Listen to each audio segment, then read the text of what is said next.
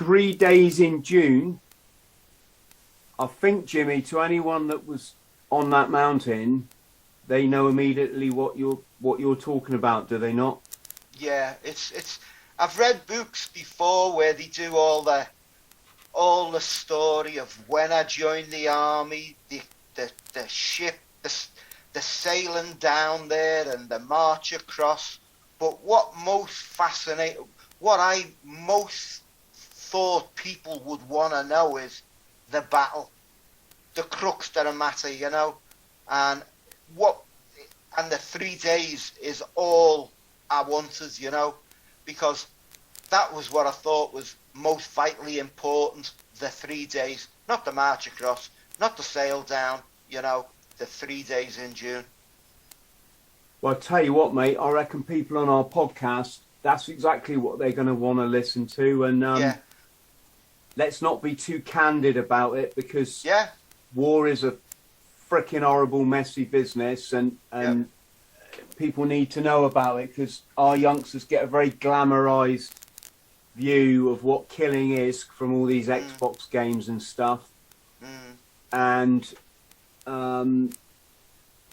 we all need to be aware of what's on the table, don't we, really? Yeah, I agree.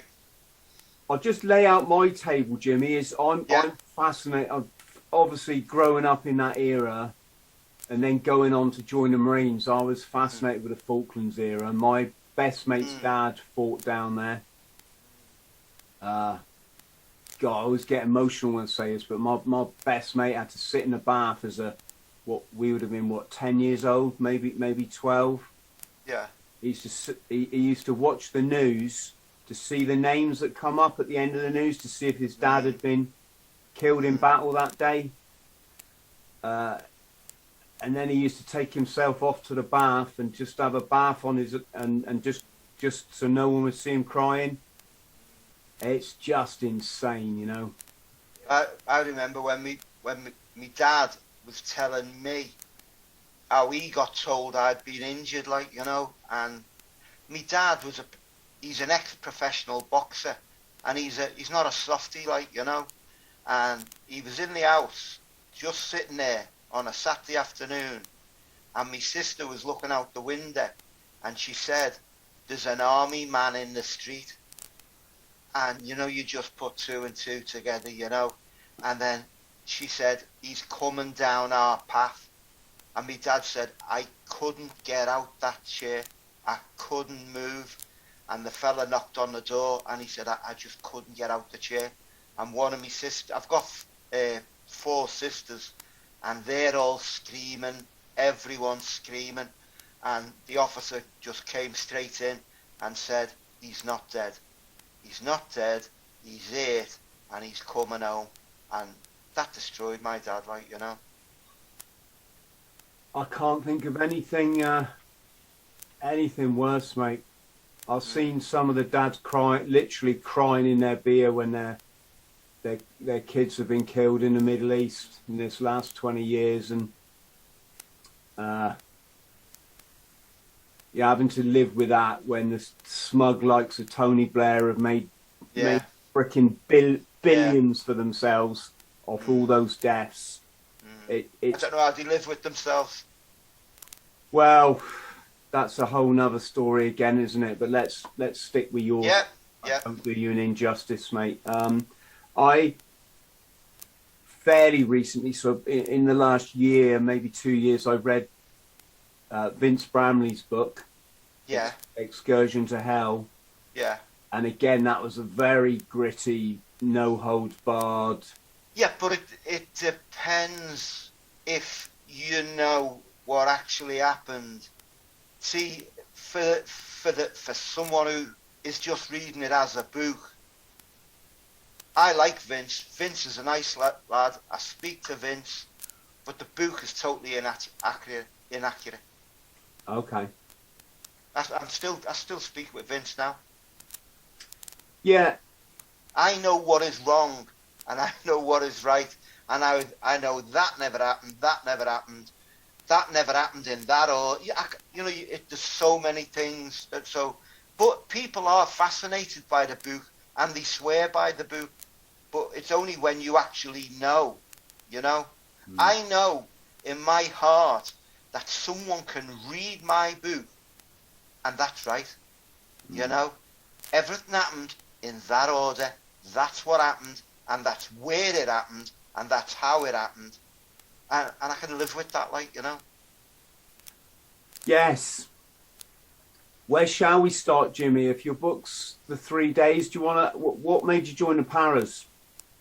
To be honest, when I was when my first job, leaving school, I worked in a margarine factory, and as you can imagine, they're not the best jobs in the world, you know. My job, we used to be standing at the end of a conveyor belt. The margarine come down, the boxes of margarine come down the conveyor belt, and I'd stack it on pallets. And you done that day after day. And I had a cousin who was in 4 para, and he loved it. And I thought, well, if he likes it, I'll have a go at that.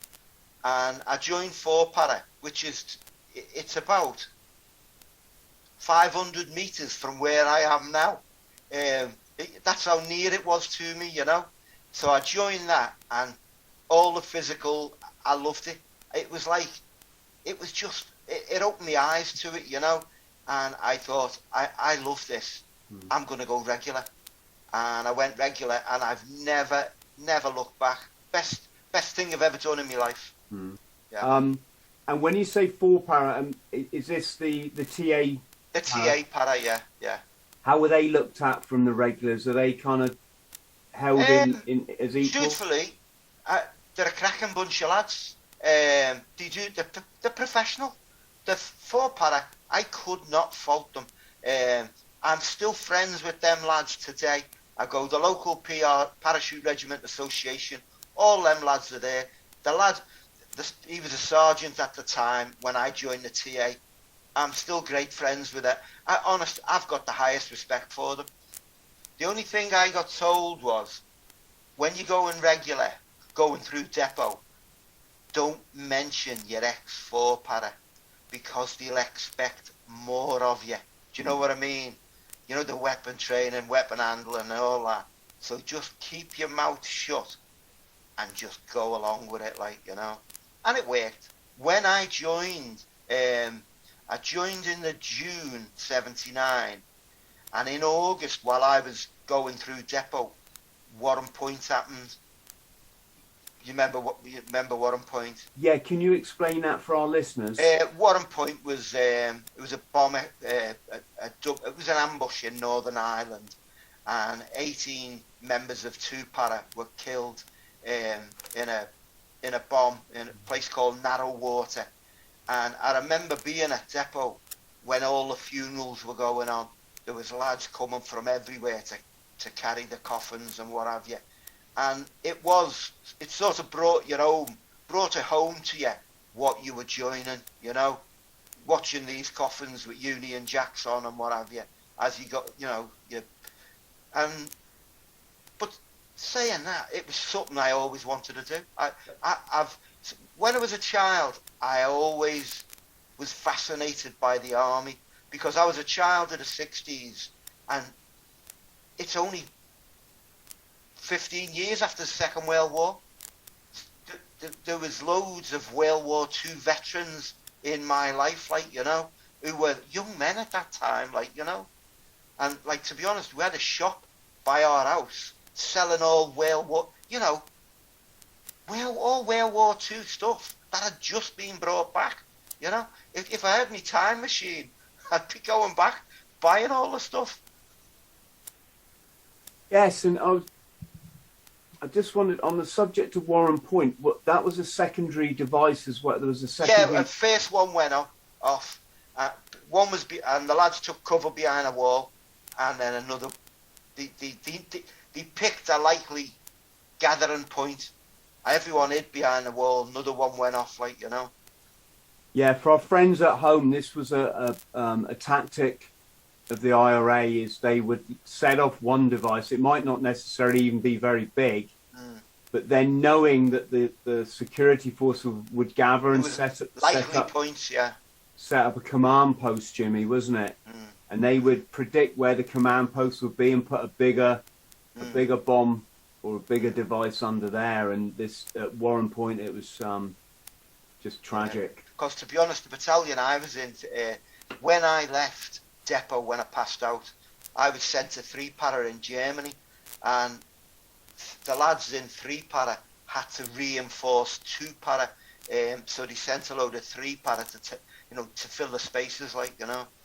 The things that I found a bit strange is a lot of the people who I thought would pass easily failed, and lads who went, and you think there's no way he's getting in, they got in. And you think, how is that? Like, I don't know whether you know it, but Corporal Mclaughlin put in Stuart Mclaughlin. He failed his selection on an injury, but you'd think if anyone would get through, it'd be Stuart Mclaughlin. Like, you know, he is the man. Like, you know, but he had an injury, and they kept him on doing stuff. I think he was playing enemy, you know, just while his leg healed and what have you. But the injury was that great, they had to send him back to battalion in the end. Like, and I think he resented going back, but made the best of it. Like, you know. Yeah, we're going to talk more about him later, aren't we? Because I used to travel home at the weekend with him. With us both being from Liverpool, we used to share a car. Used to get all the Scousers together. Everyone used to put in like a tenner or something like that, and we'd all come home together in a car. What was your balloon jump like? It was a bit unnerving because 2 people in front of me refused. First, they called you, number 2, come forward, and he just said no. And he said, number 3, come forward. And he said no. And I thought, this isn't good. And he said to me, number 4, come forward. So I went forward, out the balloon. And you find that when you go back to camp, them lads who've refused, they're gone. The locker's empty, bed's stripped. You never see them blokes again. And like, to be honest, we did have on when I was at Bryce, we had 2 lads very, very badly injured. I watched them pile in. They got tangled up, dropped like a stone. One hit the floor, and one landed on top of the other bloke. The fella on the bottom got smashed to pieces, and he went in hospital, never to be seen again. The other lad, he was badly injured, never to be seen again. But we'd all watched it happen, and he said, right, get back in that plane. He took us back to Bryce Norton and made us jump again, you know, to just get the confidence back. Because the longer you leave it after seeing something like that, you might start thinking about it, you know. So the plan was, get them back in the aircraft and get them all out again, like. And it works, like, you know. Yes. It's funny what you do when you're young, isn't it? Young and daft. Yeah. That balloon jump, I mean, you've got a reserve on, but you ain't got time. No. You drop 200 before the parachute inflates. I think by the time you realise it hasn't, there's nothing down for you. My last jump before I left the army was a balloon. Because to be honest, after you've got out of basic training, it's a bit of a jolly. It's one of them just for a laugh sort of thing. I'd been downtown shopping with a couple of lads, and we were walking back to camp, and we could see on the football field at the back of the depot, the balloon was up. So we said, tell you what, shall we see if we can get a jump this morning, you know, because we're going on the ale this afternoon, like, you know. So we went down, we said, any chance of a jump? And the PGI just said, yeah, just pick one up, strap up, and in you go, like, you know. It's funny, it's like fun once you're in regular, like, you know.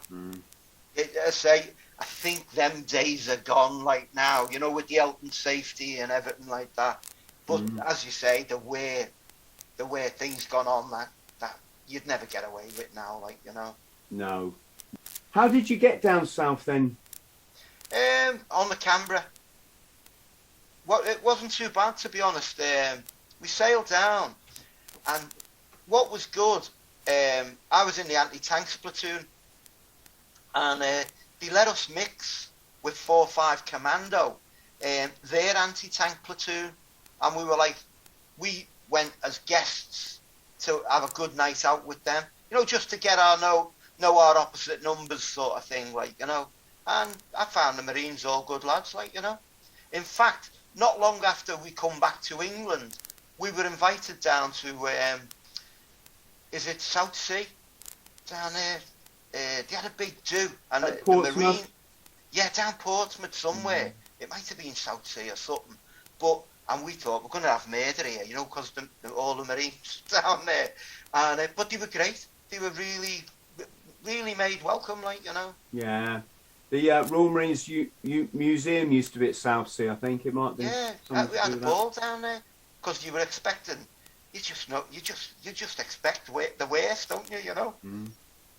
It's there by the grace of God, though, isn't it? Because I come from the south, and it's heavily Navy down here. So naturally, you see Marines buzzing around, and my mate's dad was a Marine because that's why he was my neighbour, because he's based at 4-2. And so I joined the Marine. I actually joined because my mate bet me I couldn't do it, and I went, yes, I bloody can. But had I grew up in Aldershot, I would have joined something. Might have joined the army, Vince Bramley grew up in Aldershot. He ended up in the Paras. Pete Edeker, who got killed on Longdon, grew up in Aldershot, joined the Paras, And they called it the White Whale, Canberra, didn't they? Yeah, the White Whale, yeah. How that thing didn't get hit. I know. I remember, to be honest, on the Falklands, the day we landed, our job was to, as soon as we get off, head to the left. There's a place called, the high ground is called Windy Gap, and we were to climb up to the top of Windy Gap and just dominate the high ground, A Company would sweep through Port St. Carlos, clear the settlement. I say we'd secure the high ground, and that's what we done. But when we secured the top, I turned round to look because air attacks had begun, and the Canberra was there. This, as you say, the great white whale. And you think, what is that doing there? If there's a target, that is the target, because it stood out like a sore thumb. And how heavy? Go ahead. How heavy was your Bergen? Must have weighed. Everyone says the Bergen. We didn't have Bergens. 4-5 Commando carried Bergens. We didn't carry. We didn't. It sounds. I don't know. We didn't see the point in Bergens. We loaded up in fighting order, which is, you know what fighting order is. It's just your weapon with as much ammo as you can carry. We're going for a fight. We're not going to sleep overnight. You don't want your spare Demons, your spare boots, we're going on like an advance to contact sort of thing. And but it was heavy, because I remember climbing up that hill to Windy Gap. I had when we landed, every man carried 4 mortar bombs, 2 in each hand. Your rifle was on a sling. I had 484 rounds on me back, plus me link, everything. Honest to God, you weighed a ton. So getting up to the top of Windy Gap as fast as you can with all that lot is a bit of doing. And I say the air attack, they shot over Windy Gap and dropped down into like what they call Bomb Alley. And I say we made it up to the top, and then I turned round and had a proper look, and I seen the Canberra, and I thought, that's going to get it. And bombs did land around it, but never hit it. And there's civvies as well. I know, They did have somebody, I believe the Marine band was on there, and I imagine, I'm sure they'd be manning GPMGs or something like, you know. But it had like a local defence on it. But that's nothing from a, you know, a one of them Skyhawks comes dropping bombs around you, you know. Yeah, because didn't it become a bit of a hospital ship? Yeah, it was a hospital ship. And how old were you at this point? I was 22, which is, it's like an oldest. To be honest, when you're dealing with like 18, 19 and 17-year-olds, 22 is a bit older, you know. So I was like a little bit of an older soldier because, you know, when you're young, age is so much different. I remember there was a bloke who was with me and he was 27 and I used to think, he's so old, you know, so old at 27. I used to think, you old B, you know, because I used to think you old C. We had Steve, and Steve was in my troop. He was 28, right, and I was 22. I thought I'm never going to be that old. Well, I had a good friend. He was wounded on Longdon, a fella called Bill Metcalf. Now he tried to join the British Army, but he was unfit, and he wouldn't let him join. And at the time, in like the 70s, like 1975, there was adverts in the paper to fight in Rhodesia. So he joined the Rhodesian, because he couldn't get in the British Army, he joined the Rhodesian Army, and he was in the Rhodesian Light Infantry, into the Bush Wars and all that sort of thing. And then after leaving that, he come back to England and joined the Parachute Regiment. And by that time, he was like 28, and we used to call him Grandad, you know, because 28 was old, like, you know. Yes.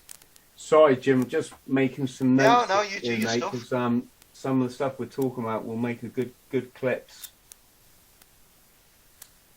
And how were you feeling? What was because I think almost everybody I've spoken to who served in the Falklands says that it's probably a bit cliche, but they just didn't think it was going to happen.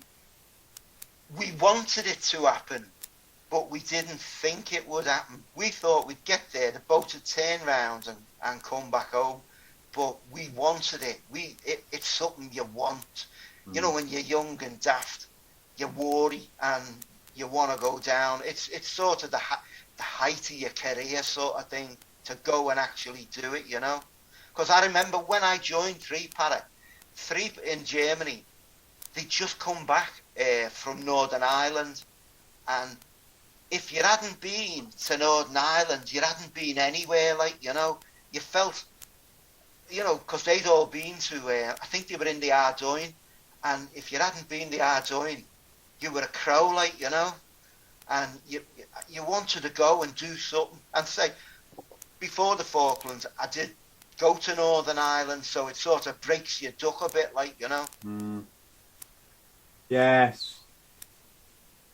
Thinking of Jock. Jock was on patrol. Jock was our tail end Charlie, literally 5 minutes behind me, and he got shot 3 times in the Ardoyne. So yeah, and he got up to fight another day. Was it a factor? Was it disappointing at all that you were being inserted by boat as opposed to coming from the sky? Or? No, with the distance, you knew it wasn't going to happen, like, you know. But saying that, we sailed down on the Canberra with all our parachute kit. Everything was loaded on, for every eventuality. So we took south all our parachuting kit. We were ready to go any way we could, sort of thing. But as we got nearer, you knew it wasn't happening, like, you know. It would have been good, though. Oh, it would have been legendary, wouldn't it? Oh, you know, riding the Valkyries going in, you know. And paras don't get scared, but was it? Everyone gets scared, mate. There we go. So, how were you feeling at this stage? Was it all very real, or were you thinking, it's still not going to happen? No, we knew we were going to do it. It's what you train for, and it's what you're there for, and you've got, you know, your mates are good mates, and you know we can do our job, and we'll do it. Like, but the only thing was, and I know it was an unopposed landing, but when you're bouncing about in that landing craft, heading for shore, it's nothing is certain. And as it was, where we landed, there was an Argentine platoon in Port San Carlos, and that same platoon did shoot down 2 helicopters and kill 3 of the crew. So when the 3 para landed on that beach, if they would have stayed and set a couple of jimpies up, can you imagine? Mm. You open the door of that landing craft and you fire a burst of GPMG down it, you know? That could have happened. It's the not knowing what's going to happen. There was so much of that there by the grace of God, wasn't there? Things that if they'd been slightly different, it just could have been a catastrophe. Mm. Well, A Company secured the settlement, but the Argentine platoon had bugged out, and A Company said the settlement's secure, which it was. But the Argentines had fell back out away from the settlement, and 2, I think they were both Gazelles, overflew the settlement and flew straight into them, and they just raked the 2 helicopters. The 2 helicopters that went down. 2 died in the first helicopter. Second helicopter got shot down, and the surviving, I don't know whether he was a pilot or a crew member, dragged his mate out. He fired at them in the water. He managed to get him to the side, and the lad died later. Like, you know, good enough. A Company patrol from A Company was sent out.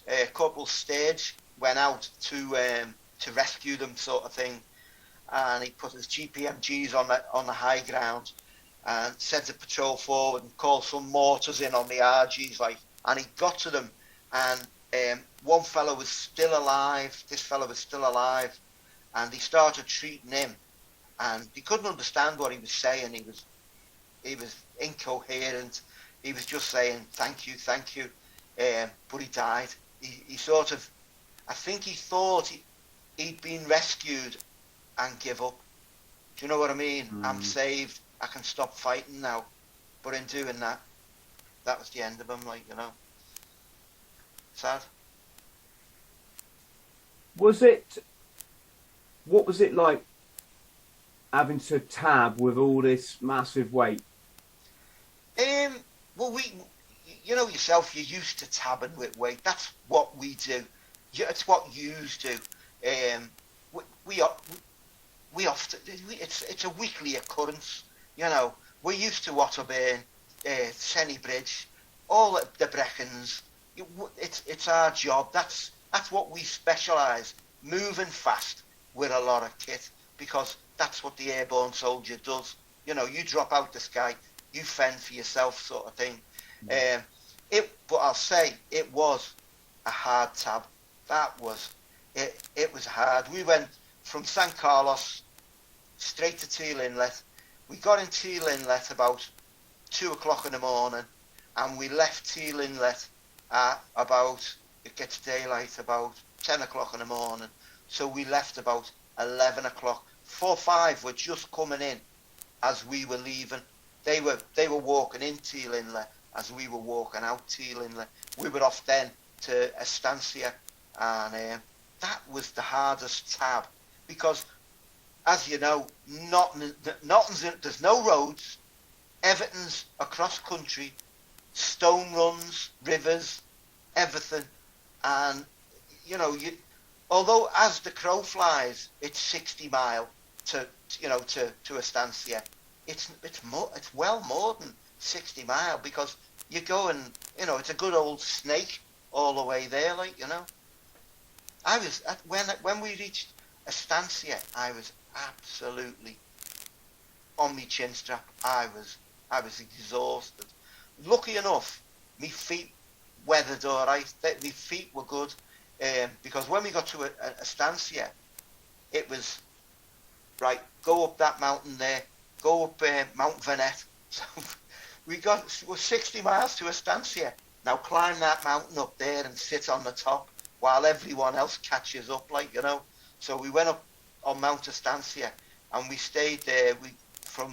It was a week and a half we stayed on the top of that mountain, and it was freezing, absolutely bitter. Because you just had ponchos, right? No Gore-Tex in those days. I never got a sleeping bag. I always mention this. People hate me saying it. I had no sleeping bag. When we landed, we didn't take a sleeping bag ashore with us. It was just ammo and everything. And we were told the sleeping bags would follow us up. And then a chopper was bringing the sleeping, underslung load on a chopper. And an air raid happened while he was choppering them in. And he ditched them into the sea and took cover in the land, like, you know. So our sleeping bags went to the bottom of the ocean, and we just used to cuddle up to it. Me and my mate Geordie Nicholson, and we used to just snuggle up, like, you know. And then you didn't sleep on the march, which was good in a way because you were hot from marching and what have you. But once we got on the top of Mount Estancia, we still had no sleeping bag. And I was up there for about 2 days, and then they must have said, get them lads sleeping bags. It's freezing up there. And a chopper come, and he dumped a load of sleeping bags. And I must have been the last one to get told that the sleeping bags had arrived. And when I went over, there was this bust one with a burst zip. And I had to get a piece of paracord and, like, lace myself into this sleeping bag, like. But, it done. It kept me a little bit warmer. Not warm, just a little bit warmer. It was that cold. You couldn't sleep. It was that cold. And you'd get up and in the night, and everyone would just be jumping up and down, like slapping themselves, going, it's so cold.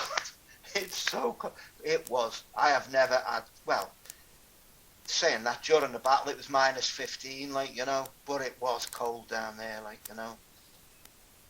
That's testament, though, isn't it, to British honest to God. professionalism? It's us. It's, see, 4 or 5 we're in. Everyone's in the same boat. You know, we're all in the same. We're all just as cold, and we've all walked just as far. You know. So let's talk about this attack then. Yeah, go ahead. When did your orders come through that you were going to take Longdon? We got ours on the 10th. Well, I say we got ours on the 11th, but the patrol commanders, and they got theirs on the 10th, and they were coming back, you know, to brief us and what have you. So they got theirs. Oh, it's like that. All the officers got their briefing. Then the platoon sergeant, section commanders all got, and then we got ours, like, you know. And then it hits you. What's going to happen now? Who's going to be here tomorrow, like, you know? Because some of yous aren't. Yeah, it's all just got real, wasn't it? Yeah. And what's the sequence of events then? Was ammunition being dished out, or you had that already? The ammunition we'd carried is the ammunition you were going in with, like, you know. What we done, I was with C Company. We were on Mount Vernon there. You've got A Company who were there, B Company. We're all in different locations. And the plan was we'll all meet up. All the companies would rendezvous at A Company's location. So we were like furthest away on the top of this mountain. So we got told to move, I think it was about 12 o'clock in the afternoon. So we've got to come down this mountain, make our way up to A Company's position. I think we got there about 7, because it's distance in the Falklands. It mightn't be far, but it takes a really long time to get, because the ground is absolutely, it's like a wet sponge. It's just bogs, and it's so even though things aren't far away, they take a long time getting there. So anyway, we left about 12 o'clock, went down. Anyway, we converged on A Company's location about 7 o'clock, and the plan was A Company's going to go first. They're going to secure the start line, followed by B Company, followed by support company. C Company will bring up the rear, and we will move to wing forward with A Company, and B Company will move. They will head south to the right, and they'll go to the western end of Mount Longdon, and support company will be located just behind them. But like everything, once it all starts, I mean the move out, it all goes to pot, because we had to cross a river in the night on a aluminium ladder. The entire battalion with all the ammunition loads, the Milan teams, everyone over one ladder over a stream in the dark. Now can you imagine your unit in the dark crossing over one ladder? You couldn't make it up, but that's what happened. So what it was, the fellas fell off the ladder, fell in the stream, had to be rescued from the stream. People were going over it, gingerly over it. Some fellas were flying over it. But time is of the essence, and we were losing time. You know, it was getting slower and slower. So eventually, my company, C Company, the time element we'd lost. So A Company got over great. Well, they got over in their time and raced to the start line. But B Company had all the delays of A Company, and support company had all the delays of A Company and B Company, and then C Company had all the delays from A, B, and support company. So the timings went all to pot. So by the time C Company got over, my company, we were well behind in time. So we're moving as fast as possible. It was a dog leg. Once we crossed the stream, we bared left and then went right. It was like a dog leg to a position. And so we made our position. Everyone had gone because we're running late. By the time we hit that position where we should have met everyone, B Company had arrived late on their position. A Company were in their position because they went first, you know. So they're in their position. B Company arrived late and advanced immediately because they were running late. They were half an hour late. So they began moving. They moved across, and then Corporal Brian Milne stood on the mine as 4 platoon were just edging round the northwest corner. When they were moving round that corner, C Company were just crossing that crossing point. Now that point had been registered as an Argentine registered target because patrol platoon had been recce in the mountain, and they'd initiated fire to be drawn on them, and they were registering all the registered targets, points that would be fired on, and where we were crossing was a registered target. So when Brian stood on the mine, fire come from everywhere onto their registered targets, and we just emerged and machine gun fire. Although it wasn't, they weren't firing it. They didn't know we were there, but it was a registered target, so they just laid it onto that, and it was just passing over the top of us. We're all lying down there, the entire company, and I say the battle that was the beginning. B Company is attacking now, west to east. They're at the western end of the mountain, and they're going to fight because the Argentines were expecting to be attacked from the north, where I was going to the north. They were expecting to be attacked, so all their guns, heavy machine gun 50 cals, were all pointing north. That's because that's where their threat was, because they thought there was an inlet further to the north, and they thought the British will sail to this inlet and come at us from the north, and that was why we come from the west, because roll them up from the side, so they're firing to the north. Once Corporal Milne stands on the mine, they open up at all their registered targets they're firing on, and then they discover B Company's battling up this side here. 6th Platoon were halfway up the western slope when Brian stood on the mine, and they just rushed in to the Argentine 1 platoon's area, and they were in the midst of Argentine 1 platoon, and they were open fire on in 360 degree. They were in the middle of an enemy position. That's why some of the lads were shot from behind, and it was just, they were imagine being in the middle of a platoon position. So next thing, everyone's firing at them, but they went firm and attacked positions, but they went firm on fly half. And to be honest, them 6th Platoon taking the high ground is, yourself, the winner takes the high ground. They dominated that high ground, and they weren't getting off it, so they stayed up there. 4th Platoon, who were in the minefield here, they made their way back in. They were supposed to be pushing directly east, but it was impossible because all the weapons were firing north. They would have been wiped out if they would have carried on.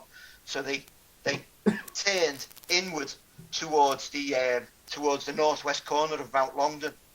In this time, we'd made our way round to a place called Wing Forward with A Company, and A Company were pinned down, we were pinned down, and we could see from our position all the fighting that B Company, grenades, a multitude of explosions. It was like the 12th of July.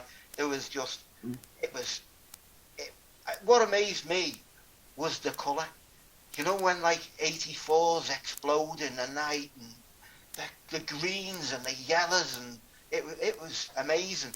And then we were getting loads of machine gun fire, and what it was, the company was like in can't even think of it now. We were like in extended line as we approached, and we'd all rushed into cover, and I had my platoon had no cover. There was like peat banks that the local people dig for peat, and the majority of C Company had got into these peat banks, and the anti-tank platoon and support company, but we'd been attached to C Company. The anti-tank platoon, there was no peat banks, and we were just stuck out in the middle of nowhere trying to dig shell scrapes while we were lying with our hands trying to just claw the ground, because the rounds were only just passing over our heads. If I would have went like that, my hand would have come off. That's how low it was. It's passing just over us. And unbeknownst to me, I only found out when I was writing the book. Sergeant Martin Baird, who was to our left, he was in cover, and he said to the CO of C Company, the anti-tanks over there, they've got no cover. They're pinned down, them lads. We'll have to get them lads out of here. And then the machine gun fire started taking effect, hitting people. Corporal Hope, he was with A Company, and he took one through the head. He's still alive, but it was a fatal wound, if you know what I mean. Corporal Hope took one. Then I took one. It caught me from the left. It went through me nose, hit me cheekbone, took me eye out and me cheekbone out, and somehow me jaw smashed together and me top teeth out at the same time, and threw me backwards. My helmet come off, because I never had it after that, and my mate shouted over to me. I must have made a noise, and he shouted, "Are you all right?" And I immediately, when I got it, I put my hand to my face, and I thought, I've got a big hole in my face. And it's not funny, but it was funny. When we were going south, we used to get drunk at the back of we used to drink in a bar called the Crow's Nest, and we'd sit on deck chairs at the back of the ship. And I remember laughing one night, and we were saying, imagine losing your nose. You'd have to get a clown's nose on an elastic, round your head. And I put my hand to my face when I got shot, and I couldn't feel my nose. Because the round had passed through my nose was flattened. And I thought, fucking hell, my nose has come off. That's for taking the mick.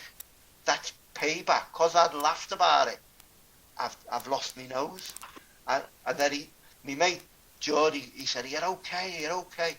I said, I've been hit. He said, I'll come out, because there was rounds going everywhere. And he said, I'll come over in a minute. And I said, all right. So I think what Geordie thought, he's talking, so he must be all right. You know what I mean? He's talking lucidly. So he said, I'll come over. So he crawled. He gets his, the right angle torch things that you used to have with the little red lens. And he said, are you all right, Scouse? And I said, yeah, I'm all right. I said, but it's me head. I said, I've been hit in the head. And he gets his little torch like that, and he goes, fucking hell. And I said, I've got 2 shell dressings in my top pocket. I said, get them on me face now, get them on me face. So he did, he got the shell dressings out. But it was like chaotic, absolute chaos, because we were pinned down, you couldn't move. The fire, it was, if the grass was longer, it would be taking the grass off, you know what I mean? You know when I'm going to die in a minute here. And then the artillery started, the mortar started, because they were, they couldn't shell the mountain yet, because it hadn't been took yet. All their blokes are still on the mountain. So they knew there's because what it was, lads from A Company started firing. A Company was just in front of us. They started firing.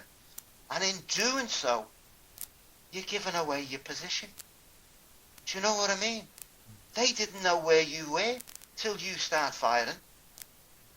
And that's why lads were seeing the NCOs and what have you were shouting, stop fucking firing. You're just giving them somewhere to fire at. So they knew we were out there now. So now artillery's coming in, everything's coming in. But fortunate for us, the ground was that sodden. It's like a sponge, the ground. Artillery rounds were landing all around us, but they were just being absorbed and driving down into the mud, and then striking something and exploding. But huge plumes of dirty black water. You were getting showered with it. If that ground would have been harder, we'd have all been dead. That because they shelled us all night. All night we were on there. And then, because I thought, eventually, they got me into a shell hole on the presumption that, like an artillery piece is sort of a scatter gun. It never puts rounds in the same hole, because that's no good. You need to spread it about a bit. It's no good firing on there's got to be an adjustment to cover the area. And they thought, if it's hit that hole, it won't hit it again. So a 155 makes a big hole, big smoking hole. So they put the wounded into this hole. I was probably one of the first into the hole. So I goes in, and then a mate, another lad from support company, got shot in the face around. He was an M controller, and he had his headset on with his boom mic, and the round hit the boom mic and blew the boom mic into his face here, hit the roof of his mouth, and then went down his throat here, and he was in as you can imagine. And so Paddy comes in, Paddy Vale, Paddy comes in, and artillery rounds are dropping. It was chaotic. And then they managed to get Stevie and Stevie Oak. Stevie had been shot in the head. They got Stevie across, and with it being dark and chaotic, they rolled him in, and he was a big lad. He was a big, heavy lad. And he was 27, one of these old blokes. And he rolled right on top of me. And in my sort of panic, I'm pushing him off. And they were going, don't. I was sort of being a bit rough with him. And they were going, don't hit him, it's Stevie Oak. And I said, I don't give a fuck, get the fat bastard off me. So they got him off me. And then there was me, Stevie. And then more lads started coming in. Sid Fuller come in, Jock Bremer. It started filling up this hole. And the rounds are still dropping. And you just thought, we're going to die here. You know, we're not getting out of this one, like, you know, we're dead here. So, to be honest, that was my part in the battle, basically. B Company battled through that mountain. They done all the fighting part of it. Our job on wing forward was, once B Company had secured that mountain, A and C Company was going to take out another Argentine position to further east that we were level with. C Company did try to take it in daylight, but it was called off because it's like Suez. You can't really advance. Wireless Ridge is still occupied on that side. They're all going to fire at you.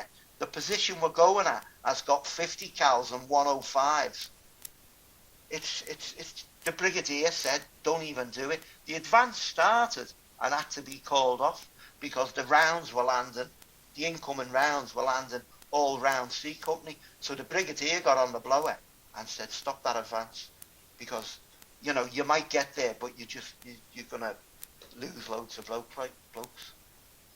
But from, like, basically my part there, so we'd all been stuck in that position, and we were in, as I say, it's minus 15 now. It's freezing. The helicopters couldn't fly because it was that cold. Whatever's makes the engines were frozen. We called for helicopters, but the helicopters weren't flying. They were frozen. So, and we were supposed to, we had 4 with, we've been told we had 4 with night vision capability. And when the helicopters turned up, they didn't have the ones with the night vision had been tasked elsewhere. We just got 4 helicopters that couldn't fly at night during a night battle. And say, when we needed them, they couldn't defrost them. So anyway, from our location, to get any medical assistance, you had to go 1.5 kilometres to the regimental aid post, which was located on the northwest corner of Mount Longdon.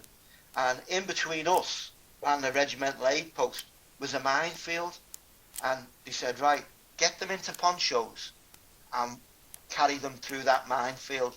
But don't worry. The engineers have laid a white mine tape that you can follow. But in the dark, no one could find this white mine. No one found it. It was there somewhere, but no one. So they had to go through the minefield, carrying us on the stretcher while being shelled by artillery. So we're getting sort of near the RAP plane. We're in the same location where Brian lost his leg. We were in that sort of location when artillery ran. And Brian is still out there. Brian lay in that minefield from when he got his leg blew off till like 7 o'clock in the morning. He was an afterthought. Someone said, has anyone treated him yet? So Brian's still out there. So we come in, started getting shelled. All the lads who were carrying the stretchers took cover, just dropped the stretchers. They weren't stretchers, they were ponchos. Dropped the ponchos, and I'll always be thankful for this lad. A lad called Paul Ray, and he lay across me, you know, to shield me from further injury. I was on my own on the stretcher. Everyone took cover, and Paul lay across me. And that's another reason for writing a book. None of these lads got at least got an MID or nothing, you know. And like another lad, the lad who led all the stretcher bearers, you know, they should get you know, you'd think they would have got an award, but no, nothing. Anyway, got into the to be honest, the plastic stretcher bust. It broke, it split. So they ended up, Paul Ray and Steve McConnell, grabbing me by the legs, under the arms, and they dragged me through the mud. He said, we dropped you a few times. He said, but we managed to drag you to the RAP. Got me in the RAP. And by that time, I'd had extensive blood loss. I was frozen to the core. And Stevie, the lad who'd been shot in the head, he was with me. And the doctor treated Stevie first and said, he's not a priority. Put him over there. He's non-survivable. They had a look at me.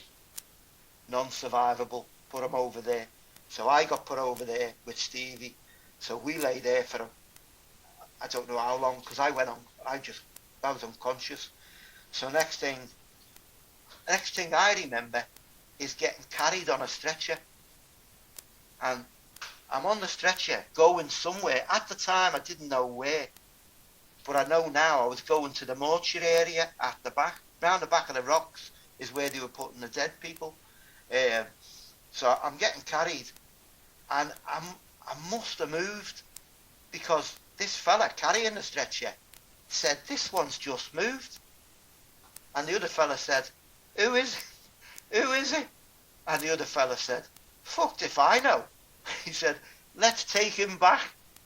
And he took me back. And I was no sooner back than he loaded me into this, a BV, you know, a snowcat vehicle. And he put me in the back of this vehicle. My head was just swathed in bandages. And there was like a load of other blokes in there. They're all listed in the book. Lieutenant Bickerdike, Bill Metcalf, the grandad, he was in there. And I got in, and my face was all swathed in bandages. And some fella, because you've got to take names, someone has to keep a log of who's in, who's out, who's missing, you know, who's dead, who's alive. And he said, who have we got in here? And he poked me and said, who are you? And I said, O'Connell. It turned out my mate was sitting next to me, Dominic Gray. And he said, Scouse, is that you? And I said, yeah, it's me. He said, don't worry. He said, I'll look after you. And he did. He looked after me. So we got took 1.5 mile to a landing site just west of the Murrell Bridge. And as soon as we moved out of that RAP in that snowcat, they shelled us all the time, because we were a legitimate target, because the BVs were bringing ammo in and wounded out. Ammo in, wounded out. So although they had wounded people in, they were legit targets, like, you know. So they took us to this landing site and laid us out there, because now the wounded are starting to pile up, like, you know. And I went unconscious again, and I'm only going by Dominic and what have you. He said, you were looking awful. He said, we thought we'd lost you again, like, you know. And he said, we managed to flag a gazelle down, and gazelle flying past, and they flagged this gazelle, and they loaded me, Dominic. Dominic had also been shot, and a bullet had gone through his helmet, cut a crease across the top of his skull. So Dominic, me, Dominic, Paddy Rail, the three of us piled into the back of this little gazelle, and I say, got to Teal Inlet, which was a medical reception centre, medical surgical, advanced surgical centre it was. So we got there and put you on the trolley and start cutting all your clothes off, you know, the way they run the scissors up, and looking for secondary injuries.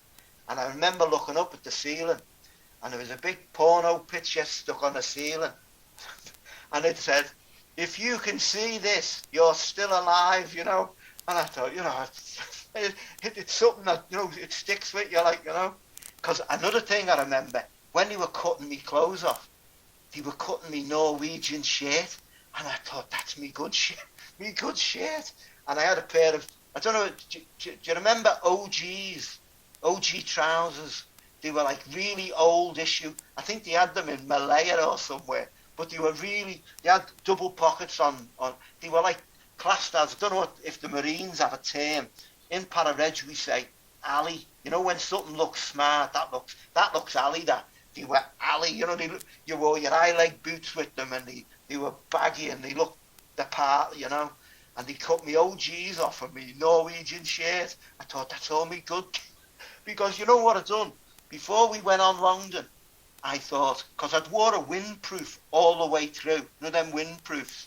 And to go on Longdon, I got me smock out of me Bergen, because the Bergens had arrived by then. They chopped all the Bergens up to Mount Vernon. I thought, when I get it, I had no intentions of being wounded. You know the way you do, you think, it'll happen to him, it won't happen to me. I thought, when I get into Stanley, I want them to know who's in Stanley. You know, with your DZ flash in your wings, that green DZ flash. I thought, when I walk in Stanley, I'm going to have my NI boots on, and I'm going to have my OGs and my para smock, and they all got cut to bits, like, you know. But such is life. And then, I say, from there, what they done, cut all my clothes off, and they said, there's more urgent people. There's more urgent people than me. And I thought, I'm urgent? Been shot in the head. So they said, here's a blanket. Sit on that bench over there. Me, Paddy, Dominic. And we're sitting, I've got no clothes on bar this blanket. And we're sitting there like that. And next thing, this Wessex turns up. And we all get bundled in the back of this Wessex. And I remember seeing me mate, Lee Fisher. And he was on the floor. He'd been shrapnel in the back. And I just remember seeing Lee. And I went, because you know the noise and all that with the helicopter, you can't hear a thing. But I remember you could see his lips, and he was going, all right, Scouse. And I went, all right, Lee. And it took off, and we were pulling out. And I remember seeing the coast of the you know, the Falklands going into the distance, thinking, that's it, I'm out of here. You know, that's my job. I'm done now. I'm off to the ship. And then got on the ship, and on the Uganda, it had stairs and what have you, but everything had been made into a ramp, you know, for speed, so they could run straight down the road, down the ramp with the stretchers, and get you straight in to an assessment centre. And this doctor, I remember this doctor coming up, and he said, right, what's happened? And I told him a mortar. I'm not sure why I told him a mortar, but I told him I said shrapnel, a mortar. And he said, right, when did you last eat? And I said 2 days ago, but it wasn't 2 days ago. It must have been about a day and a half, you know, something like that. I said 2 days, but I don't know why. I said a day and a half, and he just said, get him in theatre now. And off I went to theatre. And when I woke up, I was asleep for days. And I woke up, and there was a nurse at the side of my bed. And she said, hello, sleepyhead. We've been waiting for you to wake up. And, you know, I cried my eyes out, honest to God. I think it was, you know, it's shock and everything, isn't it, you know? And she was just nice, you know, like, and it was a bit too nice, and it just tripped the thing, like, you know? And then I looked around the ward, and it seemed like the entire battalion had been wounded. Everyone seemed to be three-para in the room. Lads either side of me. Roy Bassey on that side, Graham Eaton on that side. Everyone was, I see Beetle Bailey, Ned Kelly, Pete Craig. Everyone seemed to be three-para on this ward. And I thought everyone's been, I thought the whole battalion's been shot. But as I say, we had taken a good few wounded, like, but just one of them things, isn't it, you know? Are you, Jimmy, you kind of desperate at this point to get information about the battle and what's going on there? What? No. To be honest, I didn't know who was dead. I didn't know any. I found that out in England, because me mate, honest to God, me good mate, Stuart Lang, Stuart had been killed. Stuart had been killed, and I never seen him killed, but he'd been killed. And to be honest, cause I never seen him being killed, I find it at the time. I found it hard to actually believe. Although I had fellas who had wrapped his body up and took him away. It's hard to comprehend these things, like, you know. And for years, I thought, maybe they were wrong. Maybe it hadn't happened. Maybe I'll bump into him and say, where have you been, you know? But, as we know, it was all correct, like, you know, and all the lads from the platoon who died have died, like, you know. But it takes a lot. It takes a lot to take in. Like me mate Denzel, he's lost one leg, and basically the other leg is like a lollipop stick. The flesh has just been ripped away, you know. And such outgoing men reduced to, you know, disabled people, like, you know. It's like Dave Kempster, you know, 1 minute he's a great fella having a laugh, next thing he's got an arm missing from the shoulder, or fellas have got legs missing, and like we made fun of it. We made the bet, because we were all in sort of hospital together, and we laugh at each other and make jokes about it, you know.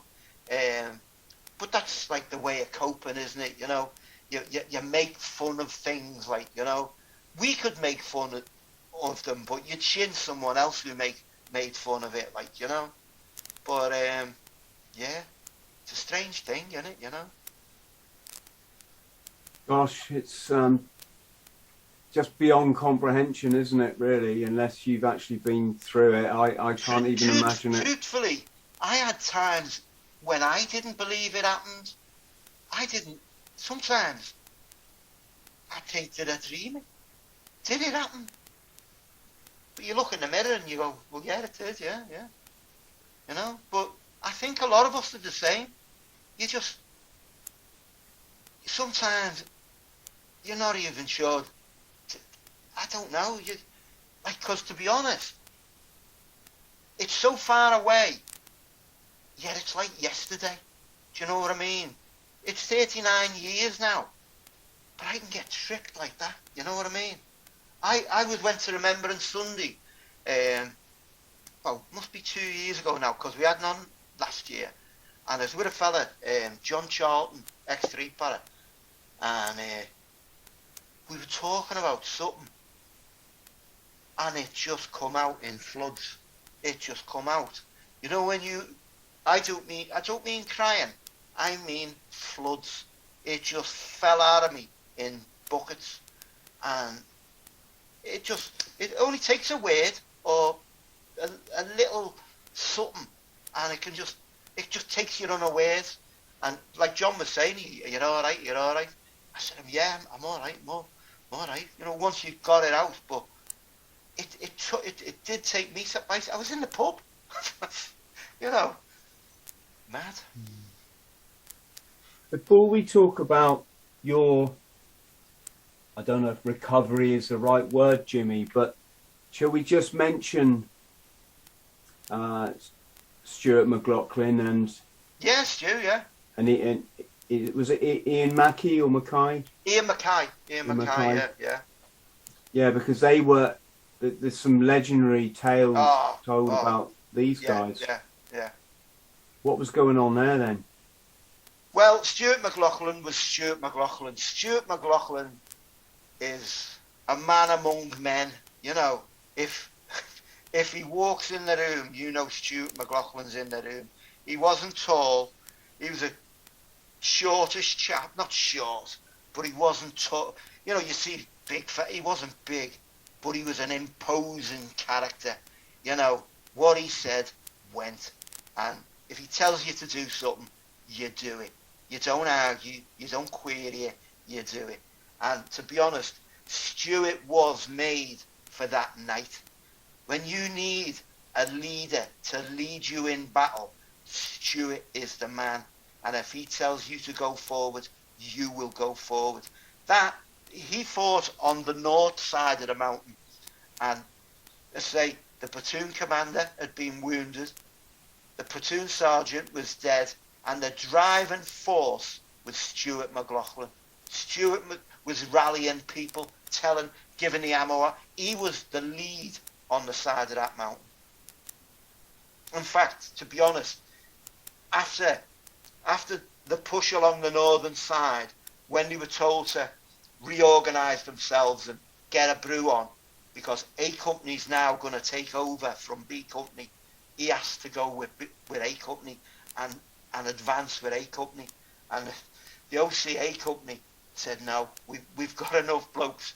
You've done your bit, just have a rest. And the CSM from A Company, I was talking to him for the book, and he said, I met up with Corporal Mclaughlin, and Corporal Mclaughlin said, if I can help in any way, just ask me.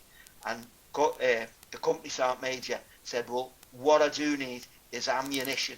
So he said, Corporal Mclaughlin just went round and anyone getting all the spare link, grenades, 66s for A Company. He was just he was the man. He was just a man. Ask anyone. Mm-hmm. I know what you're driving at. There was accusations. Is that what you mean? I'm going to be completely honest. I'm aware of them. I wasn't going to go there. I will touch on them. There was accusations made about Stuart Mclaughlin that were totally without any foundation whatsoever.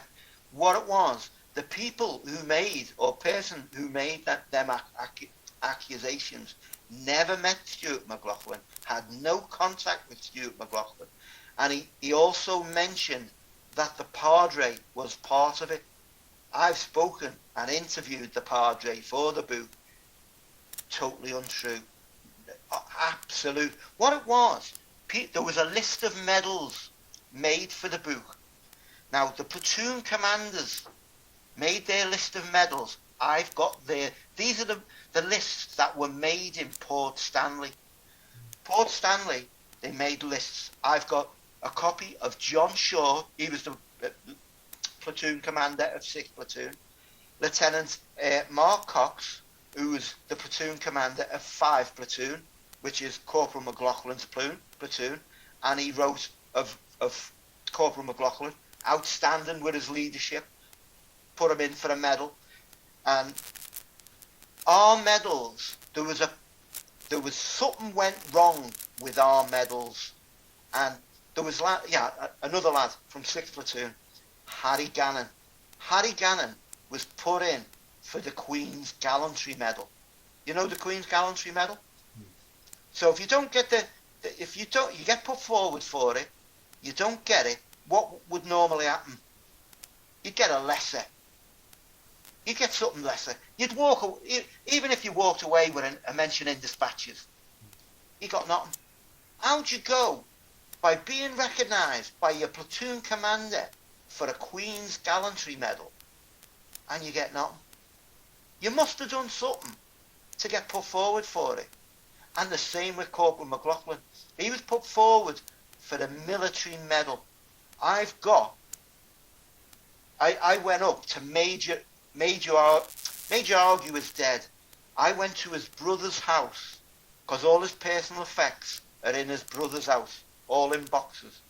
I got in touch with his brother David, and I said, can I go up and have a look through, and got all his notes and what have you. Got his field notebook, and it says Corporal Mclaughlin, military medal, so-and-so, military medal. All the medals in his notebook, written by his commanding officer. So we've got his commanding officer, says he's fantastic. You've got his platoon commander, says he's fantastic. Here's a medal. Then I've got a letter of Major Argue, his commanding officer, writing to the CO saying, this man on Mount Longdon led his section like a demon round the rocks of Mount Longdon. You have read my citation. I've put in for an award. And the CO put him in for an award, but he never got it. And I can only think that it's jealousy that someone has said, you know the reason he got that, he never got that. And so, completely untrue. I have interviewed the people who were there, every single member of 5 Platoon. He didn't have the time to do anything. He was doing enough as it was. That was completely without any base whatsoever. You tell me or point me to anyone who actually, honest to God, the man's a brave man and he deserves the military medal. Jimmy, listen, I'll give you my word, mate. I wasn't going to mention it out of respect, no, to be honest, out of respect and you know, talking about the dead and all that. But now that we have mentioned it, are we going to say? Yeah, I'm quite happy because, to be honest, Can I tell you what? It's just very funny that about 20 years ago, maybe even longer, I remember somebody saying to me while I was in the Corps about that there was a para in some battle in the Falklands. I wouldn't have been able to remember what. And he heard it off a fella who heard it off a fella who heard it off a fella. Oh, undoubtedly it was the military, the old jungle drums or whatever you call it, or Chinese whispers. Yeah. But it was just basically, did you know there was a para in the Falklands who was up for the VC? No, he wasn't up for the VC. I'm just telling you what the rumor was, Jimmy, and after this person, because remember it might not even be talking about the same person, right? Yeah. But this person, the padre, don't ask me how it was the padre, found ears in his ammunition.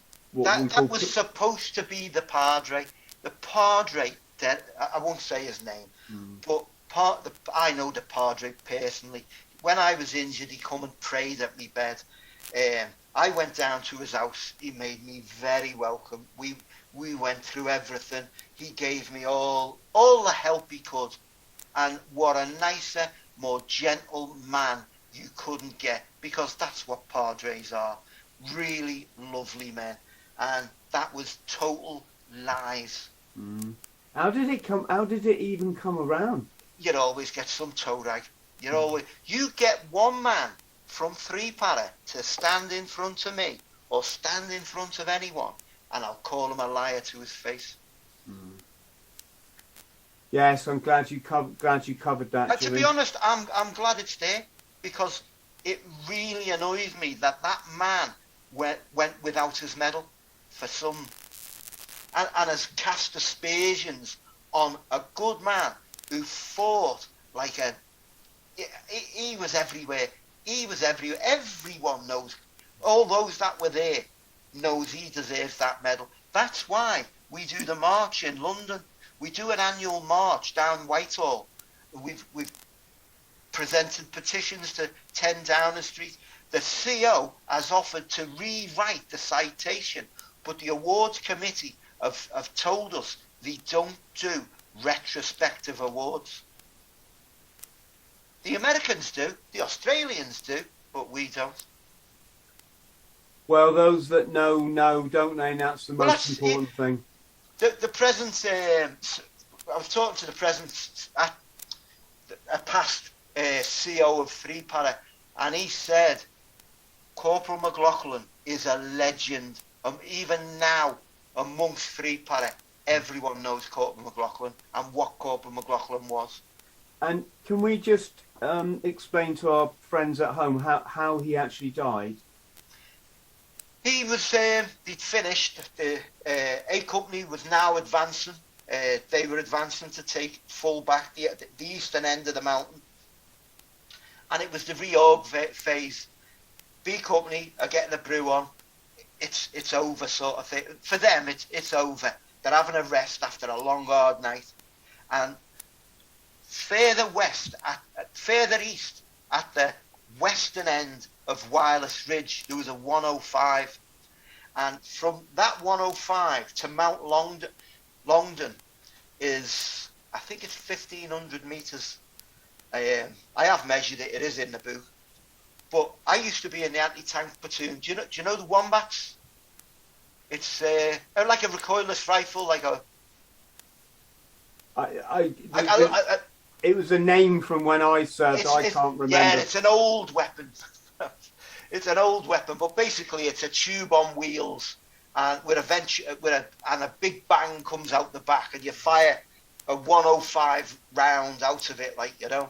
So, and it has a ranging gun at the top. It has a 50 caliber ranging gun, and you fire it. You can fire a tracer round, and when the tracer round hits, you know you're on target, sort of thing. You fire the ranging gun first, and once you see the strike, your number 2 will shout, "Good strike," and you'll fire the main armament then.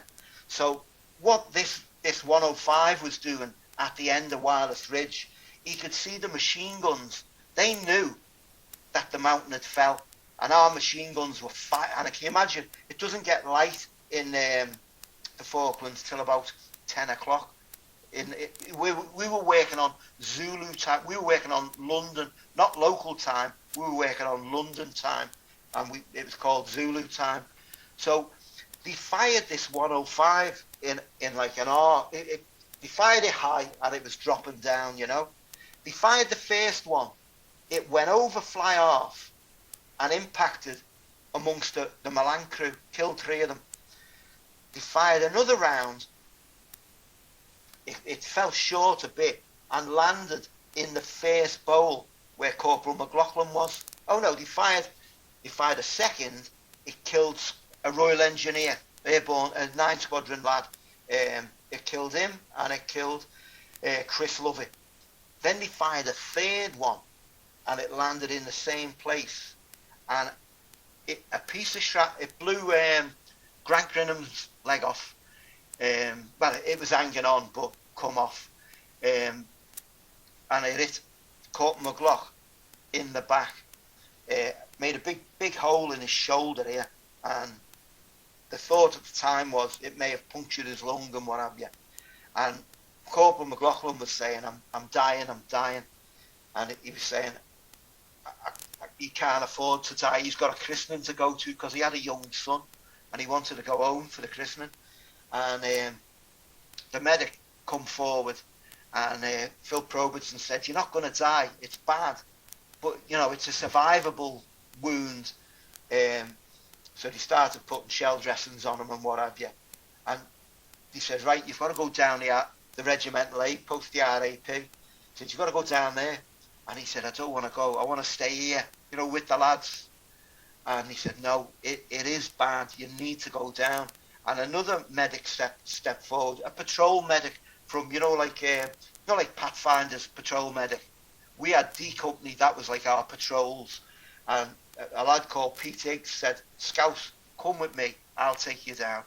So he's walking, put his arm around Scouse, and he's walking him down. And as they left the first bowl, walking down, and there's a ravine leading into the RAP. And they were just walking to the top of the ravine when a round landed to the rear of them and killed them outright. And a cook and a Royal Engineer who found them said they didn't know what hit them. They still had their arms round each other. They didn't know what. They were here 1 minute and just gone the next, like, you know. It's terrible, to be honest. Sad that you've done so much and you're so near the med centre or the RAP, and he got it. One of them. Tragic. Tis. And Sergeant Ian Mackey, or Mackay? Ian Mackay, Ian Mackay, very, very brave man. To be honest, we were very fortunate to get. Sounds mad, to be honest, but we were very fortunate to get one of the men who shot him. Gustavo Pedimenti. Lieutenant Bickerdike had been wounded So he said to Sergeant Mackay, "You're in charge now." And Corporal Bailey had just been further east and spotted a 50 cal firing and crawled back and said, we need to take this out. So Sergeant Mackay says, right, we'll go forward and have a look at it and see what we're going to do. So they crawl about 150 yards forward along the northern side, and there's a rocky feature, and they crawl to the end of this rocky feature, and the 50 cal is about 30 metres up on the high ground, firing out to wing forward. So they thought, right, we'll take that out. So him and four men, but the fourth man, he said, it was a radio op, and he said, you stay here, we'll go forward, you'll be the rear link, like, you know. So they moved forward, and I missed a bit. So they get to this rocky part, and he sees the 50 cal firing, and he says, he gets in touch on the radio, and on wing forward where I am, there's some a Milan post out there. So he said, can you fire some Milan at this 50 cal? So Captain Mason crawls forward with his Milan team, the team that would be killed later on, crawl forward and fire 2 Milan rounds. The first one impacted pretty close to there was a platoon position. You know the way there's the 50 cal, you had a platoon underneath as local defence for the 50 cal. So it landed amongst them, hit the rocks behind them, exploded. The other Milan round went high. But the thought was it had killed all them fellas, you know, who were in their trenches underneath. And he called Corporal Mclaughlin forward to set a fire base amongst these rocks, and said, Scouse, keep an eye out for us. I'll let you know when we go forward. So he shouted up to Scouse, we're moving out now. So they moved out, and as they're moving out, suddenly all the Argies come to life again and start firing. Corporal Bailey's goes down. Private Mclaughlin, he dives into cover. Lance Corporal Roger James dives into cover. Corporal Sergeant Mackay goes missing. And then, this is the RG telling me, he said the firing stopped. And out of nowhere, Sergeant Mackay is in front of their position, in front of their trench, with a grenade, ready to lob it in his trench. And he said, we just all went, bang, bang, bang, bang. And he said, this is what he said.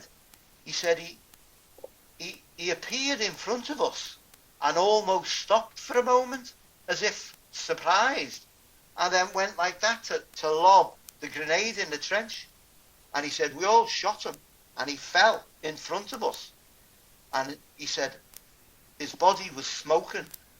And he said, I reached out to he had a radio on, he had a Klansman, and he said, I reached out, and his friend pulled him back, and they sat in the trench wondering what's going to happen next, like, you know.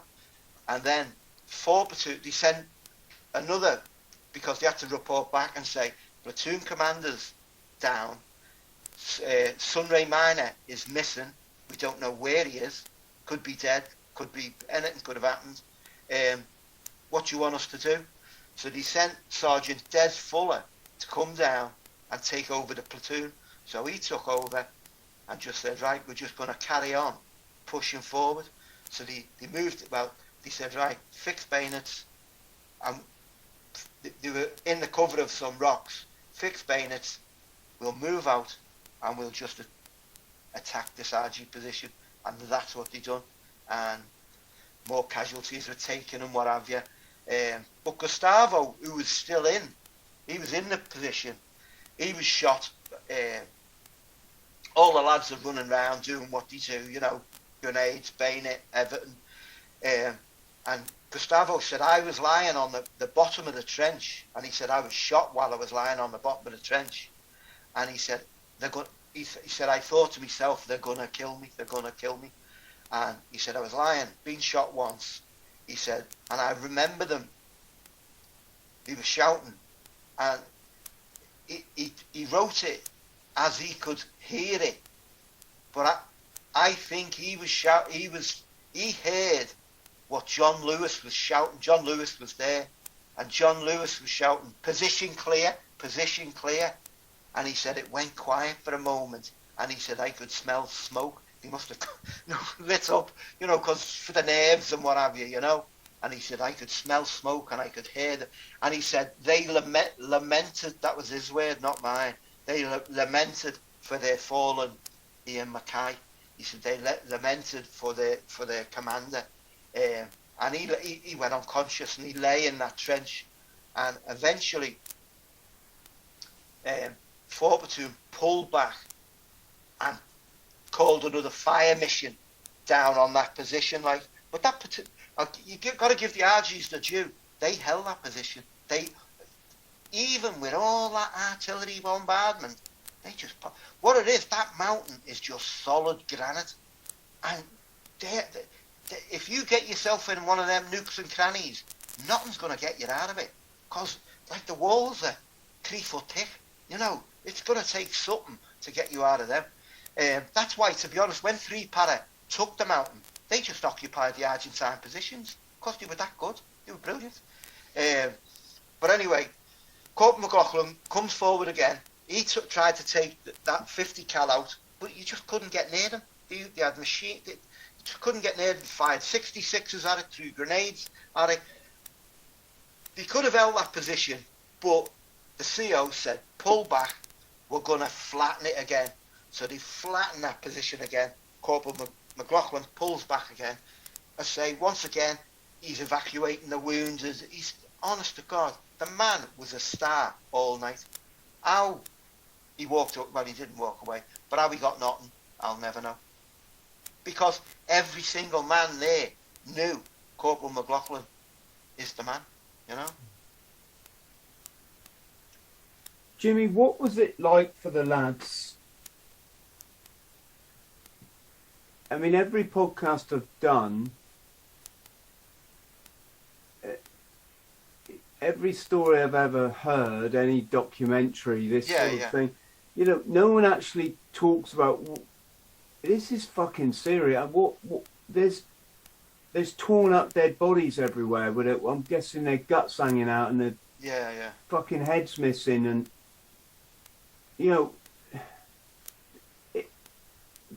it's almost beyond comprehension that boys who are just, some of them teenagers, are having to witness this, be a part of it, and then go back to normal life as though, let's go down the pub and watch freaking football. Well, that was the thing. It was funny. It wasn't funny, but it was strange that you flew back and you went immediately on leave. Immediately. From the steps of the plane, on leave. And I believe, I don't know that much now, but I believe the modern fellas have sort of a decompression time or something like that, where they speak to someone or something like that. But it was different days then. They just said, off you go, lads. Have a nice time. We'll see you in 6 weeks. Because to be honest, with me still being in hospital, because I was in hospital till 5 months. I was in hospital for 5 months, but I had surgery for 5 years. With me being in hospital, I went to, I was in Rawton Hospital, Cambridge Military Hospital, and the Woolwich Military Hospital. And when I went to the Woolwich Military Hospital, it was, it had a I don't know with PC, I don't know the words these days, but it was like a mental ward, if you know what I mean. It wasn't called, it was called something different then. The nut house by everyone. and it was full of 3-para, 2-para, Scots Guards, Royal Marines. No, there wasn't Royal Marines. I think you have got your own down south somewhere. But that Woolwich was full of 2-para, 3-para, and Jock Guards, and they were all loony. I remember I was getting plastic surgery done upstairs, and a friend come up to see me, and I said, all right, I said, what are you doing here? And he said, I'm working my ticket. And I said, what do you mean you're working your ticket? He said, he's putting an act on, but he wasn't, you know. He was away with the fairies sort of thing. But he's all right now, you know. But it was sad days. And the thing is, in them days, you're talking 1982, I was 22. We never got a phone in our house till I was 26. So there's no like social media, there's no mobile phones, there's no one really to say, you know, to ring your mate up and say, because we never had a phone to ring. Our phone was a public call box at the bottom of the street. It was a different world. When my mum, when I was wounded, my mum found out very, very little. She used to go to the phone box at the bottom of the street with a big load of like 5 shillings and 2 pences for the phone, and she'd be phoning the Ministry of Defence saying, what's happened to our Jimmy, you know? But they, you know what they say, we don't know, you know, we can't tell you nothing. How did you get home? Well, it was a funny one. I went from the Uganda. We went on when you got better. They put you onto the HMS Hydra, and from Hydra you got taken to Uruguay, Montevideo in Uruguay. So we got there, and as soon as you get off the boat sails to pick up more wounded. It's doing a constant, you know, shuttle service, like, you know. And so we got off the boat. The boat sails, and they loaded us into ambulances, coaches, because they didn't really want us long in the city. They just agreed to get us on the planes and out. They just didn't like us there, but they obliged us. And so they took us to Montevideo International Airport.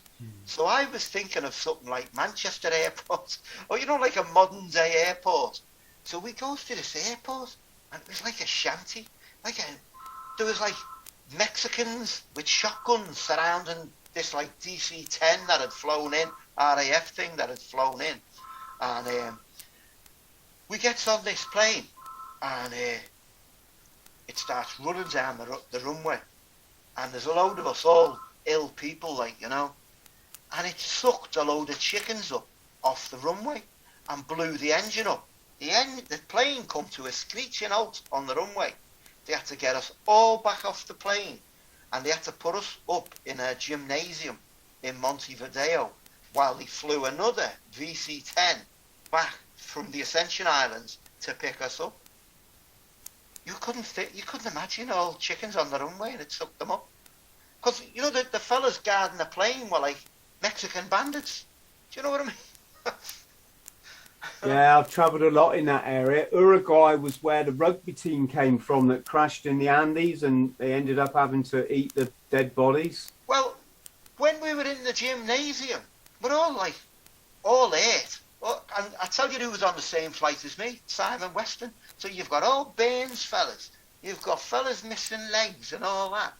And while we were put up overnight, there's loads of fellas coming in. Do you want to buy a leather jacket? Because Montevideo is famous for leather. And none of us have got a penny to our name. We said, fuck off, you know what I mean? Leather jackets, who wants a leather jacket? I just want to go home. What was it like to reunite with your family? Well, to be honest, we were flying in, and it's a long flight, as you know, from Uruguay to Ascension to Bryce Norton. And there was talk, I don't know where the talk come from, but someone said family are meeting people at Bryce Norton. And this lad from Tupara, who was sitting next to me, he'd been shot up. And he said, do you think your family will be here? And I said, don't think so. I said, they live in Liverpool. We haven't got a car or anything like that. So I can't see my mum and dad coming down here. And got off the plane. And then we were taken to RAF Rawton in Swindon, or outside Swindon. And I was up on the ward, and say we're all in the same boat. Everyone's been hurt. And next thing, out of the blue, my dad appeared at the end of the ward, and he come flying up and my dad's as hard as nails. My dad'd kill you with his look, you know. And he come up that ward, and he cried his eyes out. He grabbed me, and he sobbed his heart out. And you know, that's me dad. And me dad, that's not me dad, you know. Me dad's tough as our boots, like, you know. But it's what I'd put him through, like, you know. You don't realise what you put your families through, you know. So, Jimmy, in hindsight, and I know this is a bit of an academic argument, but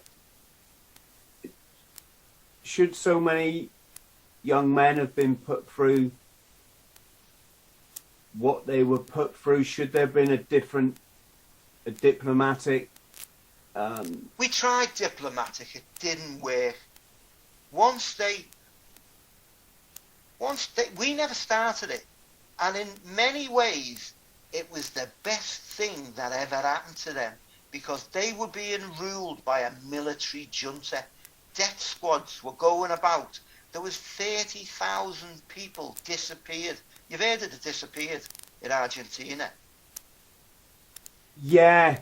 Well, we've had there was the same thing in Northern Ireland, wasn't there? That disappeared. It was in Chile and Uruguay and all them places. They were run by military dictatorships. And since the Falklands War, they've lived with freedom, you know. To be honest, I correspond regularly with, you know, that third bowl that I was just talking about, where Sergeant Mackay was trying to take that 50 cal out. I correspond with the man who was in charge of that 50 cal. We correspond on a regular basis, because he's a really nice, Domingo Lamas. He's a really nice man. When I was ill, because I've had cancer, I've lost a kidney, then I lost both kidneys. I ended up on dialysis, and he would send me messages saying, my family are saying prayers for you, and everything. The man is a lovely Catholic man. And they're a very Catholic country, to be honest. And Domingo was very helpful with writing the book. He took part in the writing of the book. Carlos Coleman, he took part in the writing of the book. His platoon commander, Sergio Dajari, he took part in the writing of the book.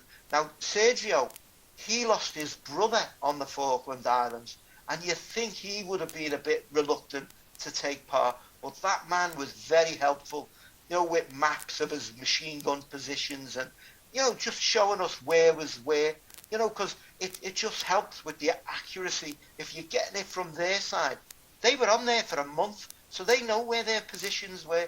You know, we were on there for a matter of 3 days. So, you know, it's hard to remember. You come on there in the dark, and then you hid in the shell hole while you were getting shelled. So you didn't really get a proper look at the place, like, you know. Jimmy, what date did the battle end? The battle, we left, we advanced towards Mount Longdon on the 11th of June. The actual start of the battle was on the 12th of June, when Brian initiated, well, he didn't initiate, he stood on a mine, but that initiated the battle. He stood on the mine at just gone 1 o'clock in the morning, which was the 12th. So it all kicked off from the 12th, and it finished at 10:30 on the Saturday morning. We walked up to it on the Friday night, got across midnight, and then 1 o'clock in the morning, it kicked off, and by 10:30 in the morning, it had finished. And then we just held on to Longdon while it was shelled to pieces. Would that have been the 15th it ended? Ended on the 14th. 14th. We advanced on the Saturday. We fought it on the Saturday, the Friday night, Saturday morning, and then we occupied it Saturday and Sunday. Sunday was the 13th, And then on the 14th, it was the Monday, and it folded on the Monday. So yesterday, it would have been the anniversary, is what I'm getting at. And the anniversary of my kidney. My kidney was I got my kidney on the 14th of June. Mm. How come you lost your kidneys? Was this a drink related thing, or? No, it was cancer. I got cancer in my kidney, in my left kidney. So they removed my left kidney, and once they removed it, the right kidney went, "What have you done?" And that died. So left me with no kidneys. So I was put on dialysis for 4.5 years, which is, I don't know, you know, every other day you get your blood washed out. You're going for 8 hours a day, getting your blood washed out for 4.5 years. And while you're on it, people are just dying around you. You know, people die regularly on dialysis. You come in and you say, "Where's Ted? Where's Barbara? Oh, he died at the weekend. Oh, where's Julie? Oh, Julie's dead." You're just waiting to die yourself. But I was very fortunate, and a kidney became available. It became available, would you believe it, on the 12th of June, the anniversary of the battle. On the 12th of June, I got to the hospital, and they said, it sounds awful, this, "He's not dead yet. We're just waiting for him to die." So he said, "Sit on that ward." So I sat on the ward, nil by mouth, for 2 days. I could just have water and tiny little bits of like custard, you know, soft stuff that you can just get rid of. And I sat there, and he died on the 14th at 3 o'clock in the morning, and he just whizzed me straight in and took his kidney, sort of thing. Terrible. Young lad died in a motorcycle accident. Gosh. And how about your mental health then, Jimmy? How did you suffer? I think everyone suffers. There's not a person who goes through conflict that doesn't suffer. You know, whether it's just the extent. But I don't believe anyone who's been, whether any traumatic situation, it lives with you. It'll be there. It burns on your soul, you know. Like, to be honest, when I first come back, I said, and with a lot of lads, it was drink. That was your medication. Everyone drank. And I don't mean socially drink. You drank to get drunk. In fact, beyond drunk. And everyone done it. It was the done thing, because it was a way of coping. Because who'd you talk to? Like, I had no phone. I had no mobile phone. There's no computer. There was none of these. What is it? It's good to talk. In 1982, there was none of that. There was nothing. There was nothing. The only ones you could talk to, and with our regiment being one of them regiments that are made up with people from Scotland, England, Ireland, Wales. I lived in Liverpool. Do you know, who do I talk to? Do you know? I tell you who were a great help to me, me mum and dad.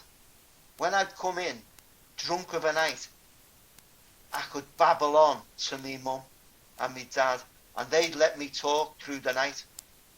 And they'd heard it all before, but they still listened and listened again, because I was their son, and they'd done everything they could for me. As they say, it's good to talk. It is definitely good to talk, and never bottle it up. Even if it's your mum and dad, tell your mum and dad. You know, if you can't find a mate like me stuck in Liverpool, talk to your mum, talk to your dad, talk to anyone. Because it'll burst. If it doesn't come out, it'll burst. Yes, we need to protect our mental health. It's honest to God. I'm glad that today there is so many messages out there and so many pointers to places where you can go and speak to someone. Tell them how you feel. You know, if you want to scream and shout, go and scream. Even if it's your mate or anyone. There is places out there. There wasn't for me and my mates. And I'll tell you this, and I won't name names. there were people who went off the rails. There were people who took their own lives. There's lots of lads kill themselves in the most extreme ways that if they hadn't lost their mind, they would never have done that. Like, you know, fellas who've done things that they would never have done if their balance of the mind hadn't been turned. Honest to God, anyone I'd advise to talk to anyone. Reach out, folks. Reach out. Yeah. Jimmy, I wish you so much luck with your book. 3 days in June. It's already been released, hasn't it? It's got. Yeah, it's been released. And to be honest, Chris, it's done me good talking to you. To be honest to God, I really appreciate it. To be honest, I've never talked at length to anyone. You've had me on these little interviews, and it's been 10 minutes, and you can't do nothing in 10. You can't say nothing in 10 minutes. It's nice to talk to a fellow veteran, and that's it. You know, it's good. It's good to talk. Yeah, we've been lucky on this podcast, mate, to host some incredible people and their stories and their stories that would get lost to time if we didn't record them. And truthfully, that was the same thing with my book. I was sitting on a taxi rank, because I'll tell you a stupid little story. When I left the army, I found it Liverpool was going through a terrible time of unemployment and what have you. And I thought, mistakenly, that I might be a bit of a hero, you know, lost my eye in the Falklands. I might get a job easy, like, you know.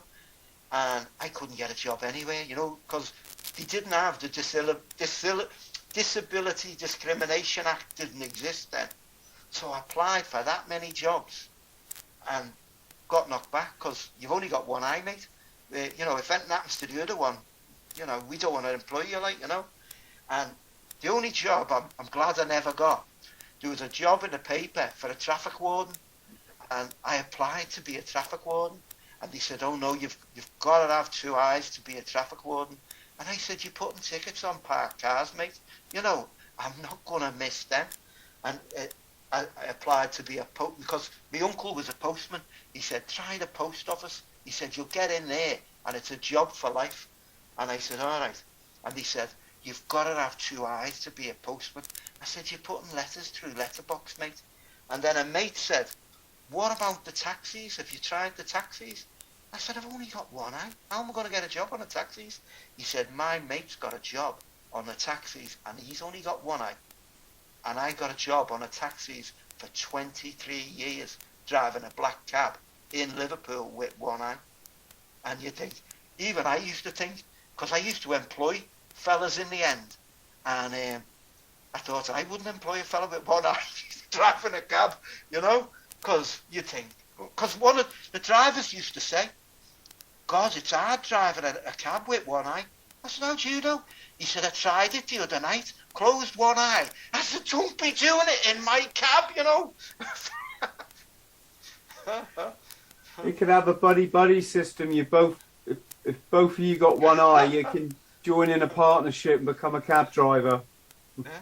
But it kept a roof over my head, you know, and that's what it was. I was sitting on the rank at Lord Nelson Street, and I thought, all these memories are going to be lost if someone doesn't do something. And I thought, I'm going to do that. I'm going to write a book. I've never wrote a book in my life. Left school with nothing, and I went to W.H. Smith's, and I bought a book titled How to Write a Book. And that book got me through writing a book. Things you do when you're daft. Mate, if you'd have told me back in the mob that I would have written 6 books now, or is it 7? I'm not sure. And I've also written a book, How to Write a Book, or How to Write a Memoir. Did you leave school with anything? No, mate. I had 2 O levels, but I took, I think, 9. So Yeah. 1 in control technology because I like playing with stuff.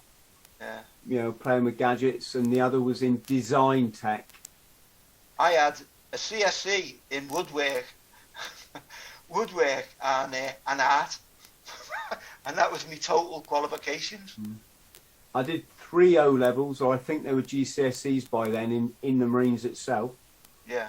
My mate just went, oi, they do them for free. Get yourself. So I applied for free and I passed them. I mean, it's a lot of things. I found things a lot easier when I was an adult. But the best advice I was ever given with respect to writing, and this is what changed my life, even though I didn't know at the time, is my mate said, get yourself on a GCSE English language course. So I applied for it as one of those ones you send off correspondence. And my mate said, right, what you do when they ask you to write about something, you don't just put, you know, a bloke sat in prison. He said instead you write the bars of light. Yeah, elaborate on it. Yeah, beamed through the bars of the cell. Yeah. Bounding around the room, filling the cell with light, filling the prisoner's heart with freedom, right? Yeah. I'm like, I've got it. It's just bullshit. He went, yes, exactly. I did my first correspondence course, sent it off, got a letter back with it, with the result, you know, with the marking, and the marker said, Chris, your English is excellent. Don't wait a year to take the GCSE. Take the one next month. And that was it. And you were allowed a dictionary to take in with you. So I took the cover off the dictionary and I wrapped it around a thesaurus. And I took that into the exam instead. I hope I'm not going to get arrested now, am I? And I used that same technique, bullshit baffles brains, and then I realised that actually, no, that is what writing is, isn't it? It's putting people in a picture. And but I'd always advise anyone to have a go at it, you know, just to put something down, you know, because either that or it's lost. Yes, exactly. And if you don't, you know what, these things you're doing is the same thing. It's lost, you know. If you don't do these, like my book's my book, but this is me. Do you know what I mean? And like other fellas you've done with was it Nige Spud, yeah. Now you've got him. Now that's the actual man, like, you know.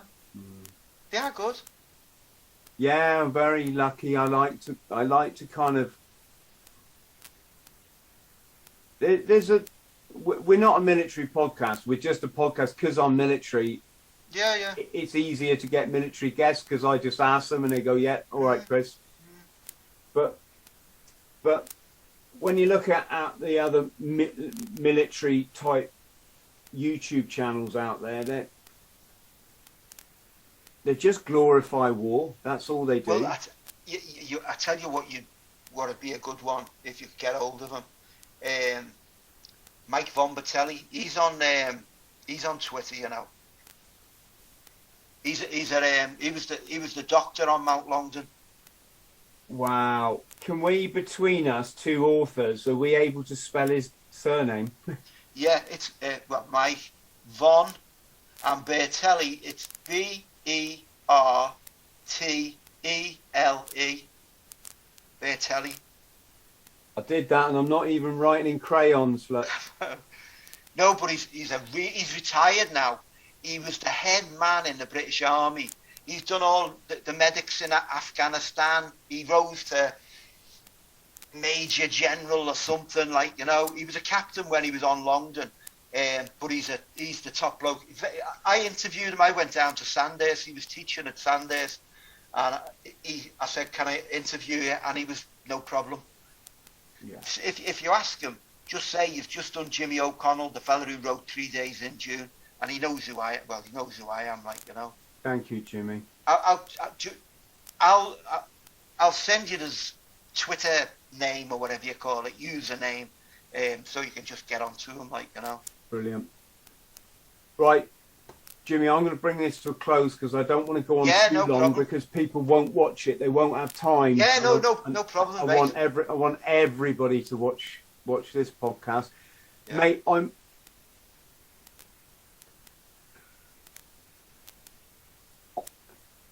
really honoured that you've told us. Honest to God, mate, to be honest, I'm made up. You give me the opportunity. Yeah, it's works both ways, mate.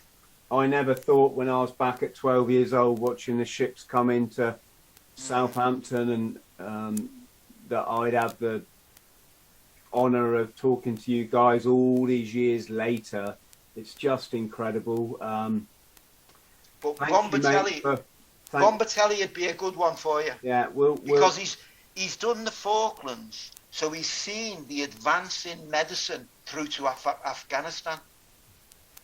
He's done Iraq, Afghanistan, the Falklands. His career encompasses all that. Let's send him a message. Jimmy, why don't you come back and we'll do a live YouTube show together, and then our subscribers can ask you, I'm sure they'll have loads of questions for you. See how this one goes first. Yeah. This will go well, mate. But I will think about it, definitely, because to be honest, it's been good. You're all right, so that's half the battle. I'll do my best. So, all right, Jimmy, just get a brew on. Yeah, just stay on the line, mate, so I can thank you after I hit the record button. Go on. But legend, mate, thank you ever so much. All right. To all our friends at home, massive love to you all. Please look after yourselves. If you can like and subscribe, that really just helps to tell these stories that otherwise would be lost to history. And we're talking some brave men gave their lives for us, certainly for the people in the Falklands. And let's keep these stories recorded. That's it. See you next time.